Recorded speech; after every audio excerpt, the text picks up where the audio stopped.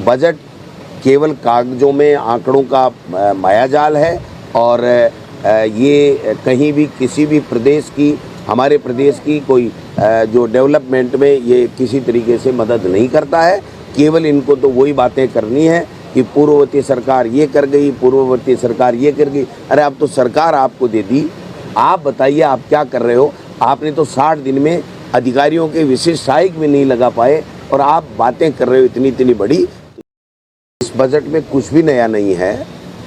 जो केंद्र की सरकार ने जो बजट दिया है उसमें से कॉपी पेस्ट की गई है और कोई विजन इन्होंने नहीं दिखा। फिर वही पुराना राग अल्पाते हुए जो महामहिम राज्यपाल से कहलवाया था, पुरानी हमारी गत सरकार की जो जिस तरीके से बुराइयां करने का काम किया है, इसके अलावा कोई विजन नहीं है।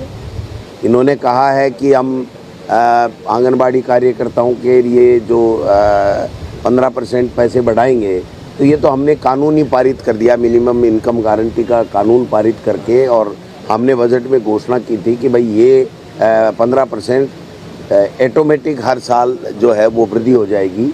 चाहे वो पेंशन की बात लो, चाहे आंगनबाड़ी और स्वास्थ्य कार्यकर्ताओं की जो बात की, महिला स्वास्थ्य कार्यकर्ताओं की, उनमें जो बजट में बढ़ोतरी की गई है वो तो हमारी सरकार का किया हुआ काम है।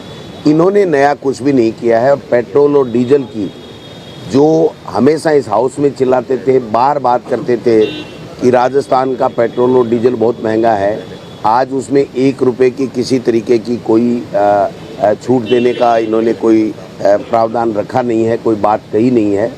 और जिन 70,000 बेरोजगारों को नौकरियां देने की बात कर रहे हैं, 1,10,000 ऐसे नौजवान हैं जो परीक्षा दे चुके हैं या उनका अपॉइंटमेंट लेटर छप चुका है, वो इनके पास में 2 महीने से पड़ा है।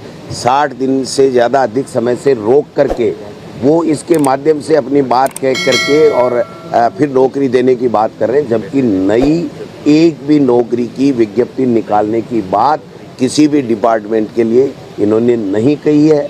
कि न महंगाई कम करने का विजन है, न इनकी बच्चों को रोज़गार देने का कोई विजन है, न इंफ्रास्ट्रक्चर डेवलप करने का कोई विजन है। ये चिकित्सा की बात कर रहे हैं। हमारी सरकार के समय हिंदुस्तान में राजस्थान पहला स्टेट है जो नंबर 1 है हेल्थ के इंफ्रास्ट्रक्चर में, उसकी बात नहीं करेंगे। और कोई विजन इन्होंने बता दीजिए कि लोगों की पीड़ित मानवता की सेवा करने के लिए इन्होंने अगर अंतरिम बजट में कोई अपना विजन दिया हो तो मुझे बता दीजिए। तो ऐसे में इस बजट केवल कागजों में आंकड़ों का मायाजाल है और ये कहीं भी किसी भी प्रदेश की, हमारे प्रदेश की कोई जो डेवलपमेंट में ये किसी तरीके से मदद नहीं करता है।